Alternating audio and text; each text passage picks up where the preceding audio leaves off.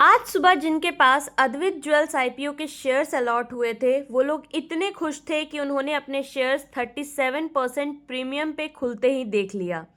लेकिन दोपहर होते होते वही लोग अपना सर पकड़ के बैठे थे क्योंकि स्टॉक लोअर सर्किट में जाके फ्रीज हो गया। इसी दिन दूसरी तरफ एक और नया स्टॉक कॉर्डेलिया क्रूज सीधा 16% डिस्काउंट पे लिस्टेड हुआ। मतलब पहले ही दिन पैसा डूब गया। और ये सिर्फ आईपीओ की कहानी नहीं है। आज केपीआईटी टेक्नोलॉजीज का स्टॉक एक ही दिन में 17% टूट गया।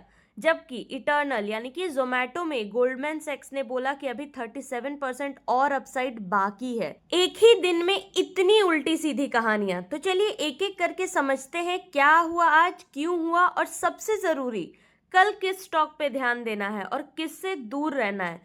पूरी वीडियो देखना क्योंकि लास्ट में आपको क्लियर वॉच लिस्ट भी दूंगी। वैसे ओवरऑल मार्केट की बात करें तो सेंसेक्स 444 पॉइंट्स ऊपर बंद हुआ। निफ्टी फिर से 24,000 के पार निकल गया। बैंक निफ्टी 0.85% ऊपर रहा।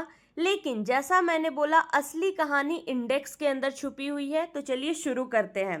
पहली कहानी, आज दो नए स्टॉक्स लिस्ट हुए थे। अद्वैत ज्वेल्स जो जयपुर की एक ज्वेलरी कंपनी है, अपने हेरिटेज ब्रांड राम भजो के नाम से इसका आईपीओ 212 गुना सब्सक्राइब हुआ था। मतलब बहुत ज्यादा डिमांड थी।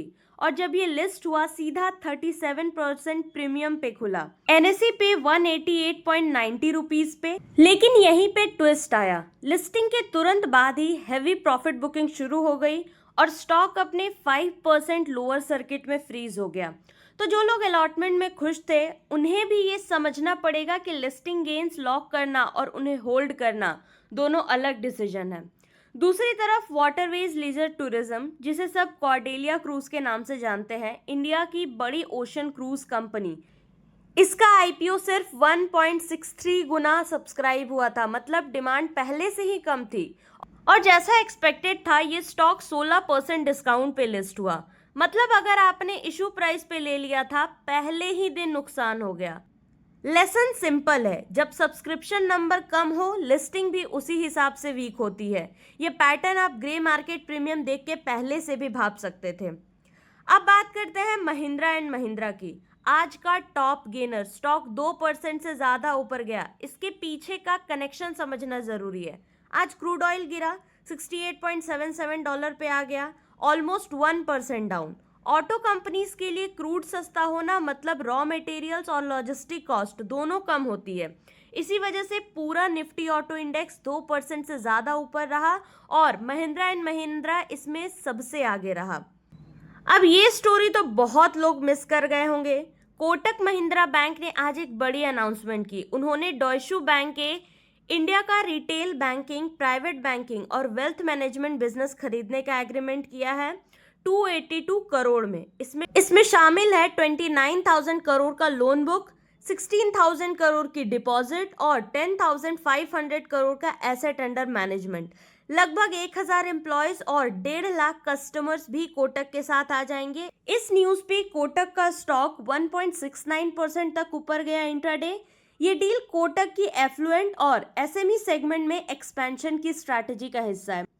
मतलब कोटक अगला टारगेट है हाई वैल्यू कस्टमर्स, सिर्फ वॉल्यूम नहीं।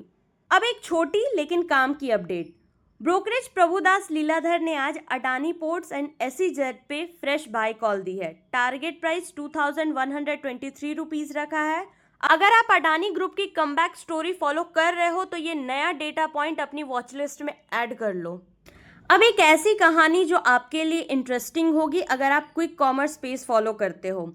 इटर्नल यानी जोमेटो की पेरेंट कंपनी आज के टॉप गेनर्स में रही और इसके पीछे सिर्फ आज का मोमेंटम नहीं, बड़ी रिसर्च भी है। गोल्डमैन सैक्स ने इटर्नल पे बुलिश कॉल दी है 37% की अपसाइड का टारगेट बताते हुए। और जेएम फाइनेंशियल का कहना है कि इटर्नल का quick commerce arm Blinkit Swiggy के इंस्टामार्ट से आगे निकल रहा है। ब्लिंकिट का growth 18% quarter on quarter expect किया जा रहा है, जबकि इंस्टामार्ट का सिर्फ 5%। इसी वजह से ब्रोकरेजेस ने इटर्नल का टारगेट 440 रुपए तक बढ़ाया है, जबकि स्विगी का टारगेट 250 तक घटाया गया है। मतलब क्विक कॉमर्स की रेस में अभी इटर्नल आगे निकलता दिख रहा है। अब आते हैं आज की सबसे बड़ी कहानी पे, जो मैंने हुक में भी मेंशन की थी। निफ्टी आईटी इंडेक्स आज 5 साल के लोएस्ट लेवल पे पहुंच गया, लगातार चौथे दिन गिरावट का। और इसका सेंटर पॉइंट था केपीआईटी टेक्नोलॉजीज, एक स्टॉक जो ऑटोटेक इंजीनियरिंग में काम करता है, बीएमडब्ल्यू और वॉक्सवैगन जैसे क्लाइंट्स के साथ। आज ये स्टॉक 17% तक क्रैश हो गया, अपने 52 वीक लो 559 रुपीस पे पहुंच गया। अब हुआ क्या, ये समझते हैं।